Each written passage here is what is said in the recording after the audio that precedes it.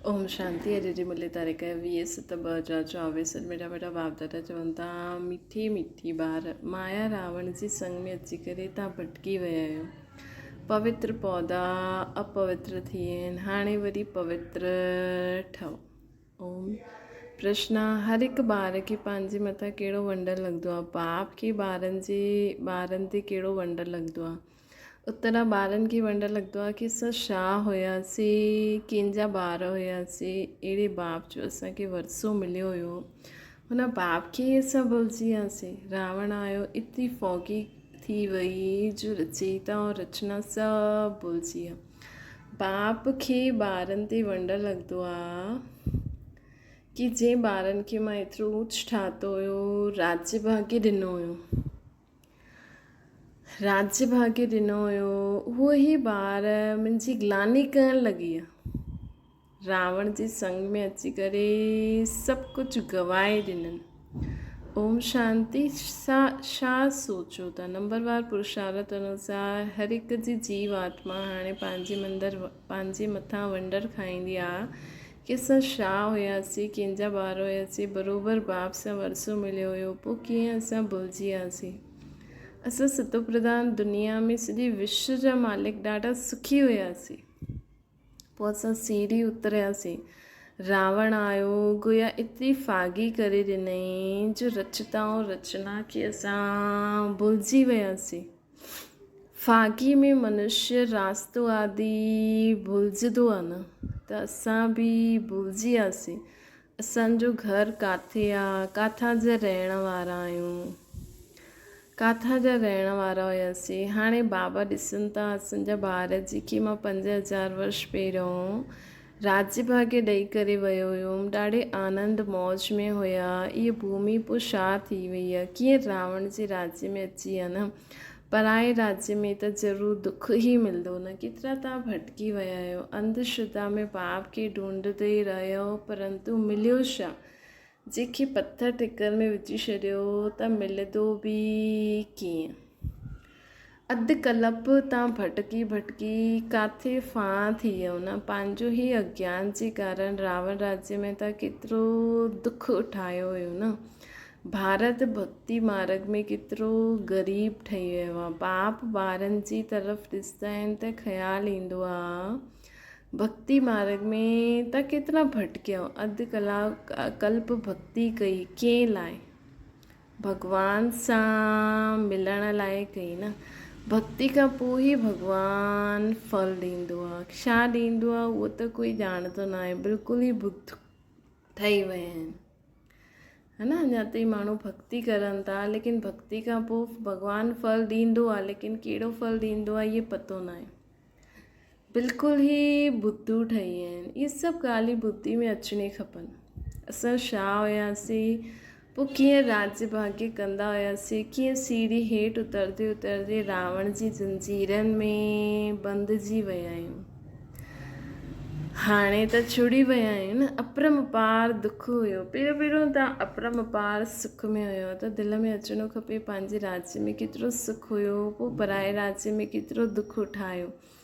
जीअं उहो माण्हू सम्झंदा आहिनि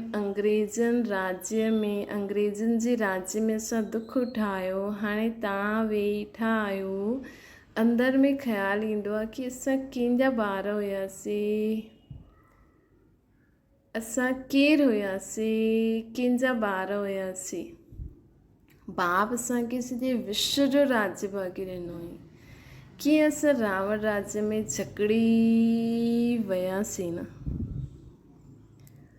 कीअं असां रावण राज्य में जकड़ी वियासीं। केतिरा दुख ॾिननि, केतिरनि दुख असांखे ॾिनो, केतिरा गंदा कर्म असां कया, केतिरा दुख असां ॾिठासीं, केतिरा गंदा कर्म असां कया न। सृष्टि दिन प्रतिदिन किरदी वई। मनुष्य जा संस्कार दिन प्रतिदिन क्रिमिनल थींदा ई विया। सृष्टि दिन प्रतिदिन किरदी ई वई। मनुष्य जा संस्कार दिन प्रतिदिन किरदा ई विया।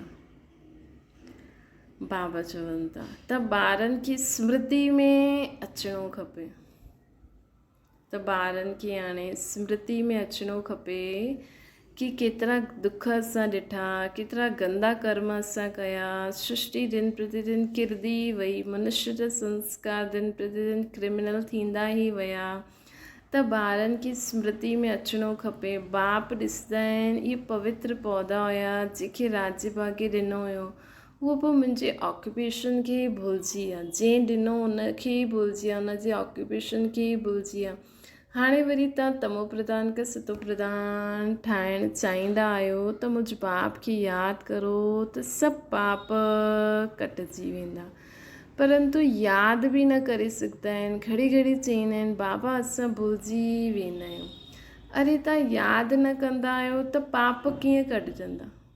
बाबा चईंदा आहिनि तव्हां यादि न कंदा त पाप कीअं कटिजा? हिकु त तव्हां विकार में किरी पतित ठहिया आहियो, ॿियो पतो बाप खे गाली बि ॾींदा आहियो, हिकु त ख़ुदि ग़लति कमु कंदा आहियो, जबकि गीता में लिखियलु आहे कामा शत्रु आहे। हिन दुनिया में ॾाढा माण्हू पवित्र बि रहंदा आहिनि, सन्यासी बि पवित्र रहंदा आहिनि। एॾो कुझु ॾिसंदे सम्झंदे बि तव्हां ग़लति कमु करो था, पोइ बाप जी ग्लानी बि था करो, बाबा खे गारियूं बि था ॾियो। माया जे संग तव्हां केतिरो किरी वेंदा आहियो। जे तव्हांखे आबसमान चढ़ायो, हुन ठाहियो, हुनखे ई तव्हां ठिकर भितर में चई छॾियो। माया जे संग में तव्हां अहिड़ो कमु कयो। बुद्धि में अचिणो खपे, हिकदमि पत्थर बुद्धि त न ठहिणो खपे न हिकदमि पत्थर बुद्धि त न ठहिणो खपे। जबकि लक्ष्मी नारायण जी महिमा करूं था संपूर्ण निर्विकारी। सन्यासियुनि खे ॾिसो त उहो पवित्र रहनि था, इन करे उन्हनि की पूजा थी थिए, इन करे उन्हनि जो मान थो थिए, त बि सम्झो नथा कि पवित्रता ऊची आहे। हिकदमि पत्थर बुद्धि त न थियणो खपे न। बाप रोज़ रोज़ चईंदा आहिनि, मां फर्स्ट क्लास पॉइंट तव्हांखे ॿुधाईंदो आहियां न। जीअं बॉम्बे में संगठन थियो त उन में बतलाए सघंदा आहियूं कि बाप चईंदा आहिनि, हे भारतवासी तव्हांखे असां राज्य भाग्य ॾिनो हुयो, तव्हां देवता आहियो, हेवन में हुयो, पोइ तव्हां रावण राज्य में कीअं आहियो? इहा बि ड्रामा में पार्ट आहे। त हीअं ई असां परमात्मा हीअं चईंदो आहे, परमात्मा हीअं चईंदो आहे, या बाबा हीअं चईंदो आहे, या असां आत्माउनि जो बाप शिव बाबा हीअं चईंदा आहिनि। परम जिते ॾिसो उन हिसाब सां शिव बाबा जा भक्त हुजनि त असांखे शिव बाबा हीअं चईंदा आहिनि, न त परम पिता परमात्मा असांखे हीअं चईंदा आहिनि। तव्हां रचता ऐं रचना जे आदि मध्य अंत खे सम्झायो, तॾहिं ऊच पद पाए सघो। ऐं मूंखे यादि करो त तव्हांजा विक्रम विनाश थी वेंदा। हिते भल सभु वेठा आहिनि, पोइ बि कंहिंजी बुद्धि काथे आहे न। त बाबा चवंदा आहिनि बुद्धि में अचिणो खपे, असां काथे हुयासीं, हाणे असां कीअं पराए रावण देश में अची करे पिया आहियूं, त केतिरा दुखी थी विया आहियूं। असां शिवालय में केॾा सुखी हुयासीं न, उहो हाणे बाप आया आहिनि वैशालय सां कढी करे, त बि निकिरंदा न आहिनि। बाप चईंदा आहिनि त शिवालय में हलंदव, पोइ हुते इहे विख न मिलंदो। हिते त गंदो खाइण पीअण, हितां जो गंदो खाइण पीअण हुते न मिलंदो। त बाबा पहिरियों ई माण्हुनि खे ॿुधाए छॾो न। तॾहिं त बाबा चईंदा आहिनि कि जीअं जीअं ज्ञान में अॻियां वधनि, पोइ चओ लसन प्याज छॾो, ॿाहिरां जो खाइण पीअण जो ॾेखारींदा आहिनि कोर्स जे अंत समय। पोइ अगरि वो छॾे सघंदा, न छॾे सघंदा, असां उन्हनि खे कंडीशन ॿुधायूं, पोइ जेतिरो देरि उन्हनि खे ॿुधाए भई इहे छॾंदव त इहो फ़ाइदो आहे, इहे छॾण सां इहो फ़ाइदो आहे, इहे छॾण सां इहो फ़ाइदो आहे, एॾो युक्ति सां ॿुधायो, एॾो योग युक्त थी करे ॿुधायो कि माण्हू झटि छॾे। इहे त विश्व जा मालिक हुया न, पोइ इहे छा थी विया? वरी खां पंहिंजो राज्य भाग्य वठनि था, केतिरो सहज आहे। त उन्हनि खे प्राप्ति ॿुधायो, प्राप्ति खां पोइ इहे छॾो। इहे त बाप सम्झाईंदा आहिनि, सभु सर्विसेबल न हूंदा आहिनि। नंबरवार राजधानी स्थापना करणी आहे, जीअं 5000 वर्ष पहिरियों कई हुई। सतो प्रधान ठहिणो आहे। बाप चईंदा आहिनि इहे तमो प्रधान पुराणी दुनिया आहे, एक्यूरेट पुराणी तॾहिं चईंदासीं जॾहिं बाप ईंदा। कल्ह बि बाबा चई न, जॾहिं पूरी पतित पुराणी थी वेंदी आहे तॾहिं मां ईंदो। बाप बिगड़ त कोई सम्झाए न सघे। भॻवानु हिन रथ द्वारा असांखे पढ़ाइनि था। इहे यादि रहे त बि बुद्धि में ज्ञान हुजे। पोइ ॿियनि खे बतलाए करे आपसमान बि ठाहिणो आहे। बाप सम्झाईंदा आहिनि पहिरियों त तव्हांखे क्रिमिनल कैरेक्टर हुया, पहिरियों तव्हां में क्रिमिनल कैरेक्टर हुया जो मुश्किल सुधरंदा आहिनि। अखियुनि जी क्रिमिनैलिटी निकिरंदी न आहे। हिकु त काम जी क्रिमिनैलिटी उहा त बिल्कुलु छुटंदी, उहो मुश्किल छुटंदी आहे। पोइ साथ में 5 विकार, क्रोध जी क्रिमिनैलिटी बि केतिरी आहे। वेठे वेठे भूत अची वेंदो आहे। ये बि क्रिमिनैलिटी थी न, सिविलाइज़ त न थिया न। नतीजो छा थियो? 100 गुणा पाप चढ़ी वियो। घड़ी घड़ी क्रोध कंदा रहंदा आहियो। बाप चईंदा आहिनि त हाणे रावण राज्य में त न आहियो न, तव्हां ईश्वर सां गॾु वेठा आहियो। त हिन विकारनि सां छुटण जी प्रतिज्ञा करणी आहे। बाप चईंदा आहिनि हाणे मूंखे यादि करो, क्रोध न करो। 5 विकार तव्हांखे अधु कलाक किराईंदा आहिनि। सभिनि खां ऊच बि तव्हां आहियो, सभिनि खां जास्ती किरिया बि तव्हां आहियो। हिन 5 भूतनि तव्हांखे किरायो आहे न। त हाणे हिन 5 भूतनि ते असांखे पूरो विजय पाइणो आहे। एतिरो विजय पाइणो आहे की हिन पूरी दुनिया में न 5 भूतनि जी अविद्या थी वञे, हिकदमि नाम निशान ख़तमु थी वञे। हिन 5 भूतनि जो हिकदमि नाम निशान ई ख़तमु थी वञे। न सिर्फ़ु असां, लेकिन असां एतिरी असांखे शक्ति धारण करणी आहे कि पूरे विश्व मां सभी आत्मायूं मुक्त थी वञनि, पूरी प्रकृति योनियूं तत्व सभु शुद्ध थी वञनि। हाणे शिवालय में वञण लाइ हिन विकारनि खे कढणो आहे। ये वैशाल्य सां दिलि हटाईंदा रहो। बाप खे यादि करो त अंतमति सुगति थी वेंदी। तव्हां घर में पहुची वेंदा। ॿियो कोई रास्तो ॿुधाए न सघंदा आहिनि। भॻवान वचु मां त कॾहिं चयो न कि मां सर्वव्यापी आहियां। मां त राजयोग सिखाए तव्हांखे विश्व जो मालिक ठाहे। पोइ हुते त इहे नॉलेज जी दरकार ई न रहंदी। मां त वानप्रस्थ में हली वेंदो आहियां। पोइ मनुष्य खां देवता ठही वियो, तव्हां वरसो पाए वरितो। हिन में हटियो गादी जी ॻाल्हि कोन्हे। पहिरियों पंहिंजे खे आत्मा सम्झो, पंहिंजे खे शरीर छो सम्झंदा आहियो। शरीर सम्झण सां पोइ इहो ज्ञान उठाए न सघंदा आहियो। शरीर सम्झण सां पोइ इहो ज्ञान उठाए न सघंदव। इहे बि भावी आहे। तव्हां सम्झंदा आहियो असां रावण राज्य में हुआसीं, हाणे राम राज्य में वञण लाइ पुरुषार्थ था करो। हाणे तव्हां पुरुषोत्तम संगम युग ते आहियो। पर ग्रस्त में रहो। एतिरा सभु हिते कीअं रहंदा? ब्रह्मन ठही करे हिते ब्रह्मा वटि बि न रही सघंदा आहिनि। रहणो बि पंहिंजे घर में आहे। ऐं बुद्धि सां सम्झणो असां शूद्र न आहियूं, असां ब्राह्मण आहियूं। ब्राह्मणनि जी चोटी केतिरी नंढी हूंदी आहे। त ग्रस्त में रहंदे शरीर निर्वाह लाइ धंधो आदि कंदे सिर्फ़ु बाप खे यादि करो। असां छा हुयासीं, हाणे असां पराए राज्य में वेठा आहियूं न। केतिरा असां दुखी हुयासीं। हाणे बाबा असांखे वरी खां वठी ईंदा आहिनि। हाणे बाबा असांखे वरी खां वठी वञण लाइ आया आहिनि। त ग्रस्त व्यवहार में रहंदी उहा अवस्था जमाइणी आहे कि असां मथां जा आहियूं, हिते अवतरित थी करे बसि थोरो समय असांखे पंहिंजी अवस्था ठाहिण जे लाइ पुरुषार्थ करिणो आहे। बाबा खां पूरो वरसो वठिणो आहे। विश्व जी सर्व आत्माउनि खे पैगाम ॾियण लाइ असां हिते वेठा आहियूं। पूरी सृष्टि खे सतो प्रधान ठाहिण लाइ असां वेठा आहियूं। बसि असांजो एतिरो ई कमु आहे, ॿियो कोई कमु न आहे असांजो। हा, थोरो बहुत गृहस्थी संभालणु, कमाइणु, बसि। गृहस्थी में बि कोई बि ॻाल्हि थिए, कुझु बि थिए, बाबा खे ॾींदा वञो। मथे मां आत्मा आहियां, मां निमित आहियां, बसि मथे ॾियो, ॻाल्हि ख़तमु। असांखे उहा टेंशन वेंशन हीअ उहा में न वञिणो आहे। शुरू में केतिरा वॾा वॾा झाड़ आया हुया, पोइ उन्हनि सां कोई रहिया, बाक़ी हली विया।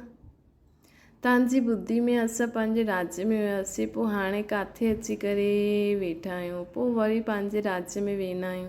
तव्हां लिखंदा आहियो, चईंदा आहियो बाबा फलानो ॾाढो सुठो रेगुलर हुयो, पोइ ईंदो न आहे, न ईंदो आहे त गोया विकार में किरियो। पोइ ज्ञान जी धारणा न थी सघे। उन्नति जे बदिले किरदे किरदे पाई पैसो जो पद पाए वठंदा आहिनि। काथे राजा, काथे नीच पद पाए वठंदा आहिनि। काथे राजा जो पद, काथे विकार में वियो त नीच पद पाए वठंदो। भल सुख त उते आहे, परंतु पुरुषारथ कबो आहे ऊच पद पाइण लाइ। वॾो मर्तबो केरु पाए सघंदो आहे, इहे त तव्हां सम्झी सघंदा आहिनि। हाणे सभु पुरुषारथ करनि था। किंग महेंद्र भोपाल जो बि पुरुषारथ करनि था न, उहो किंग त पाई पैसे जा आहिनि। इहे त सूर्यवंशी राजधानी में वञण वारो भाउ आहे। पुरुषारथ अहिड़ो हुजे जो विजयमाला में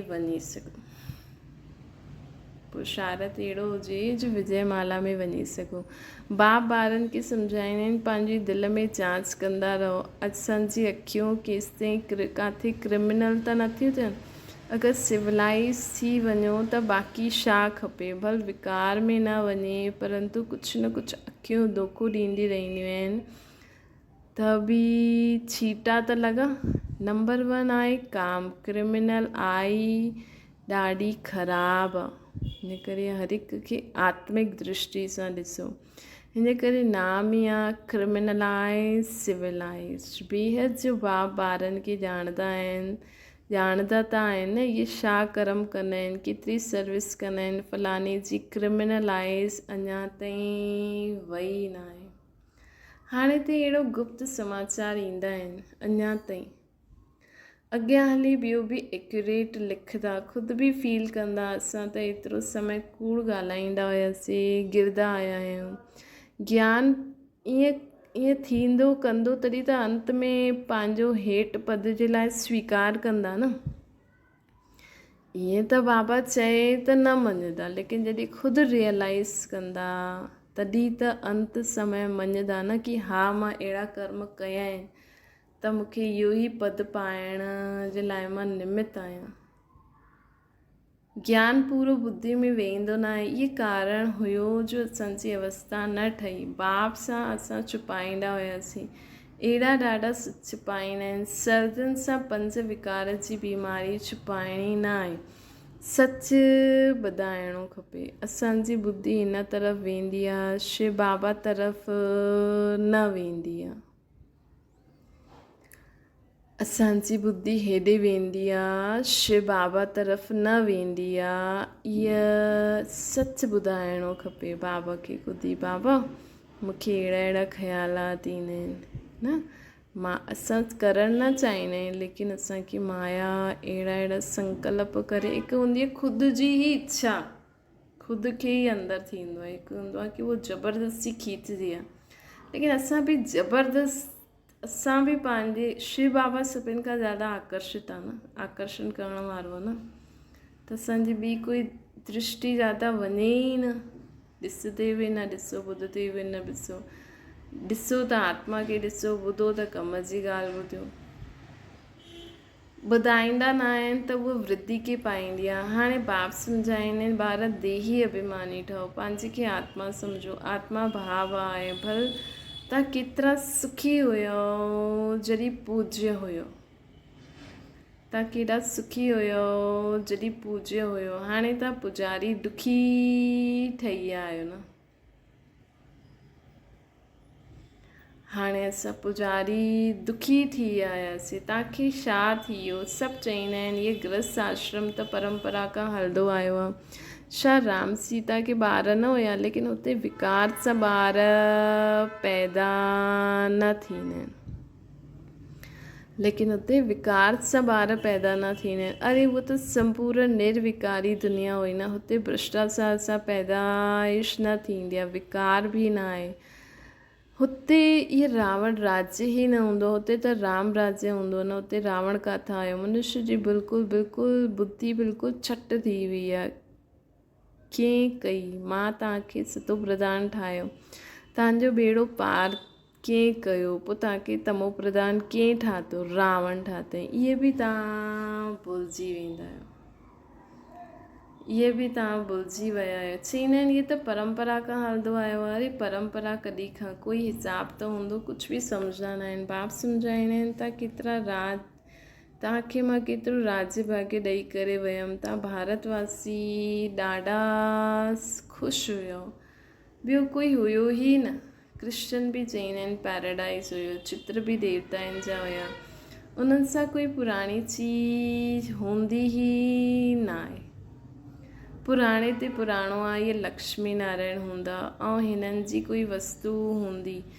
इन खां पुराणे ते पुराणो श्री कृष्ण, नए ते नयो श्री कृष्ण हुयो न। पुराणे ते पुराणे छो चईंदा आहिनि, छो जी पास्ट थी वियो, छो जी लक्ष्मी नारायण ठहिण खां पहिरियों राधे कृष्ण हूंदा। त नए खां नयो बि श्री कृष्ण में बि श्री कृष्ण पहिरियों जनम वठंदो, त नए खां नयो बि श्री कृष्ण, पुराणे ते पुराणो बि श्री कृष्ण हूंदो।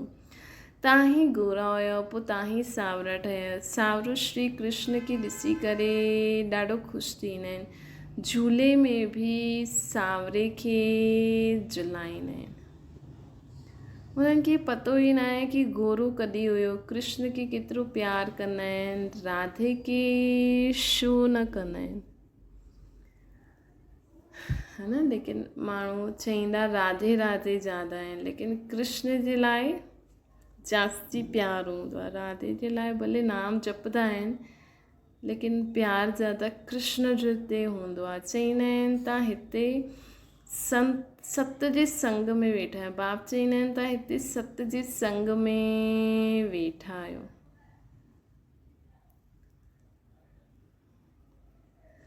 ॿाहिरि कुसंग में वञण सां भुलिजी वेंदा, छो जो हुतां जो प्रभाव हूंदो आहे न। जेसिताईं असां में शक्ति रहे त असां हुते बि बाबा जी छत्र छाया में रही सघूं, न त कलयुगी दुनिया जो प्रभाव जो हूंदो आहे हिकु साथ ईंदो आहे न, त भारी पइजी वेंदो आहे। इन करे धीरे धीरे पुरुषार्थ कंदा रहो, ताकी असां उन्हनि जे प्रभाव खे ख़तमु कंदा रहूं। माया ॾाढी प्रबल आहे, गज खे ग्राह हप करे वेंदो आहे न। अहिड़ा बि आहिनि अञा हाणे भॼा की भॼा, थोरो बि पंहिंजो अहंकार अचण सां ॿियो ई सत्यानाश करे ॾींदा आहिनि। बेहद जो बाप त सम्झाईंदा रहंदा आहिनि, हिन में फंक न थियणो आहे। बाबा ईअं छो चयईं, असांजी इज़त वई।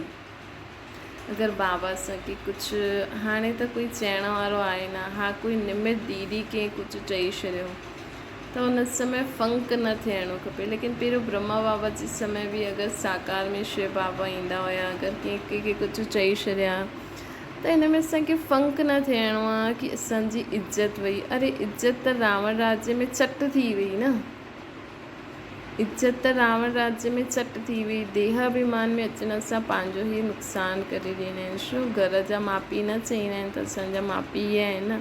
अगरि बाबा कुझु चई बि ॾिनई त इज़त, हीअं छो सोचंदा इज़त हली वई, पद भ्रष्ट थी वियो। देह अभिमान में ईंदव त पद भ्रष्ट थींदो। क्रोध लोभ बि क्रिमिनल आहे न। अखियुनि सां चीज़ ॾिसंदा आहियूं तॾहिं त लोभ थींदो आहे न।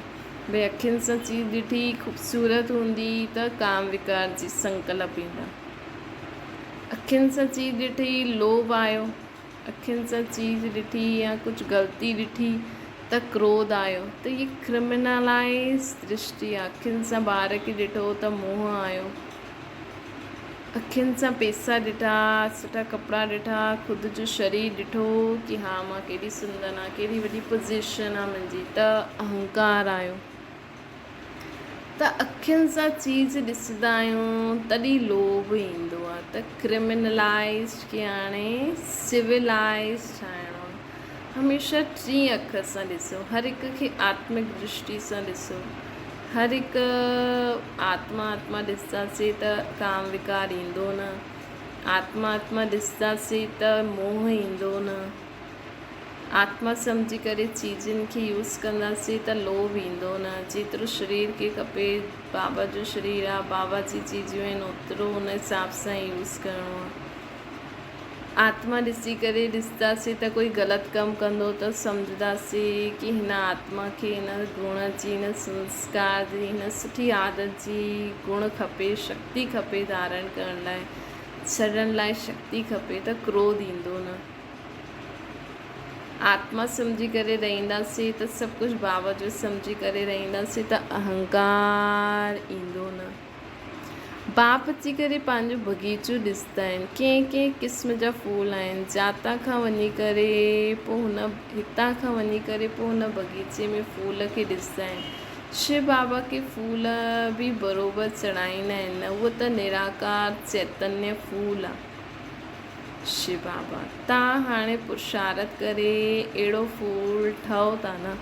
बाबा चईंदा आहिनि मिठे मिठे ॿार जो कुझु बीतियो हुनखे ड्रामा सम्झो। हाणे असांखे बीती हुई ॻाल्हियुनि जे बारे में कुझु बि न सोचिणो आहे, बसि अॼु खां ख़तमु। बाबा खे प्रॉमिस करो, बाबा मां अॼु खां प्रॉमिस करां थी, मां बीती हुई ॻाल्हियुनि खे बीतो जो बि जंहिं बि कयो हुनखे सभु कुझु भुलिजी थी वञा। बसि मूंखे इहो ई यादि आहे मां आत्मा आहियां, बाबा जी संतान आहियां ऐं मां हिन सृष्टि ते हिन शरीर में बाबा सां गॾु विश्व खे सतो प्रधान ठाहिण लाइ आहियां।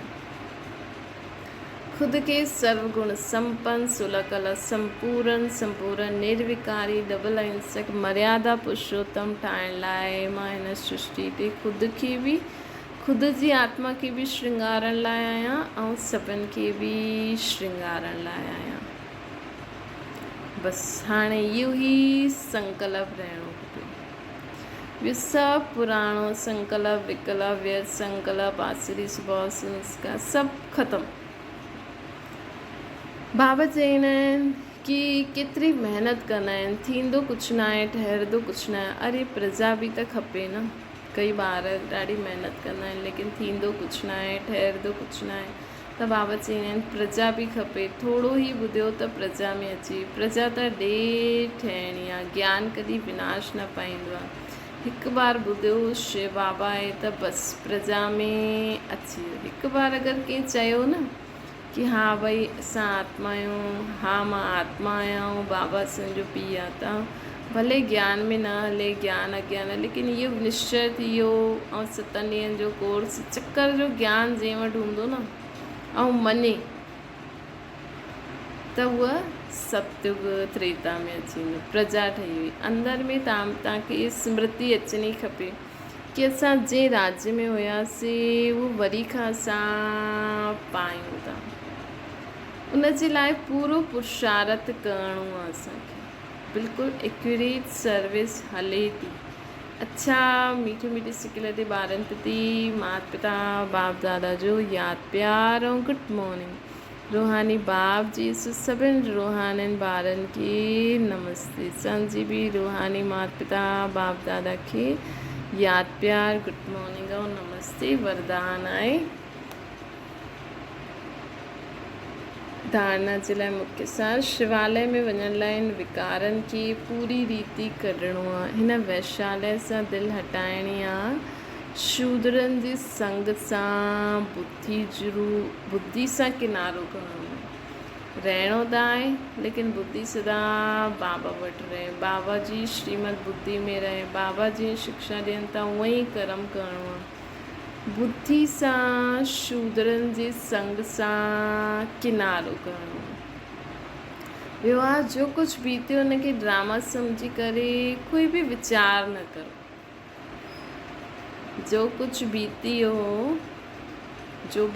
सो बीतियो, हुनखे ड्रामा सम्झी करे कोई बि असांखे वीचार न करिणो। जो बीतियो सो बीतो, थी वियो ड्रामा। अहंकार में कॾहिं बि न अचिणो आहे। कॾहिं शिक्षा मिलण ते फंक न थियणो आहे। जो कुझु बीतियो हुनखे ड्रामा सम्झी कोई बि वीचार न करिणो आहे असांखे।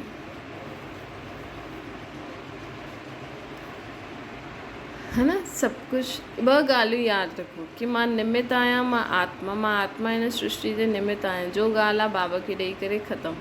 अहंकार में न अचिणो आहे। कॾहिं शिक्षा मिले असांखे त फंक न थियणो आहे। वरदान ख़ुशियुनि जे खज़ाने से संपन्न ठही दुखी आत्माउनि खे ख़ुशी जो दान ॾियण वारा पुण्य आत्मा ठहूं। हिन समय दुनिया में हर समय इन समय दुनिया में हर समय जो दुख असां वटि हर समय जी ख़ुशी आहे, त दुखी आत्माउनि खे ख़ुशी ॾियण ई सभिनि खां वॾो पुण्य जो कमु। दुनिया वारा ख़ुशी जे लाइ केतिरो समय संपत्ति ख़र्च कंदा आहिनि ऐं असांखे सहज अविनाशी ख़ुशी जो खज़ानो मिलियो आहे। कोई बि असां सां मिले, अगरि असां हुनखे ॿ शब्द प्यार सां बि ॻाल्हायूं न, सभु कुझु भुलिजी करे, या अगरि तव्हांजी हुन सां थोरी अनबन पहिरों खां आहे, अगरि उहो तव्हां सां कंहिं ॻाल्हि सां पहिरों खां नाराज़ु आहे, ख़ुशि न आहे, असांखे कोई तकलीफ़ न आहे, त हुनखे कहिड़े न कहिड़े ॿी टॉपिक में भई हीअं थियो हीअं थियो हीअं थियो, त हुननि जो माइंड डाइवर्ट थी वञे। त हिन रीति असांखे उन्हनि खे ख़ुशी ॾियणी आहे, छो जो उहा केतिरो समय संपत्ति ख़र्च कंदे हुए बि उन्हनि खे ख़ुशी न आहे ऐं असांखे अविनाशी ख़ुशी आहे। त रोज़ु कोई ख़ुशी जी ॻाल्हि ध्यान में रखंदे हुए बि असांखे सदा ख़ुशी बांटणी आहे। हाणे सिर्फ़ु जो मिलियो हुनखे बांटो, बांटण मां न वधाइण। जो बि संबंध में अचे वो अनुभव करे कि हिननि खे कोई श्रेष्ठ प्राप्ति थी आहे जंहिंजी हिननि खे ख़ुशी आहे। स्लोगन आहे, अनुभवी आत्मा कॾहिं बि कंहिं ॻाल्हि में धोखो न खाई सघंदी आहे, उहा सदा ई विजय रहंदी। अनुभवी आत्मा कॾहिं बि कंहिं ॻाल्हि में धोखो न खाईंदी आहे। त हर हिकु ॻाल्हि जॾहिं बि कुझु करूं असां हर कर्म में त्रिकालदर्शी स्थिति ते स्थित थी करे कंदासीं त असांखे यादि ईंदो कि हा मां पहिरों बि ईअं कयो आहे, त हाणे कंदमि त वरी गड़बड़ थी वेंदी, त अनुभवी थी वियासीं न। अनुभवी आत्मा कॾहिं बि कंहिं ॻाल्हि सां धोखो न खाईंदी आहे, उहा सदा विजय रहंदी आहे। अच्छा, ओम शांति। बाबा खे यादि करूं।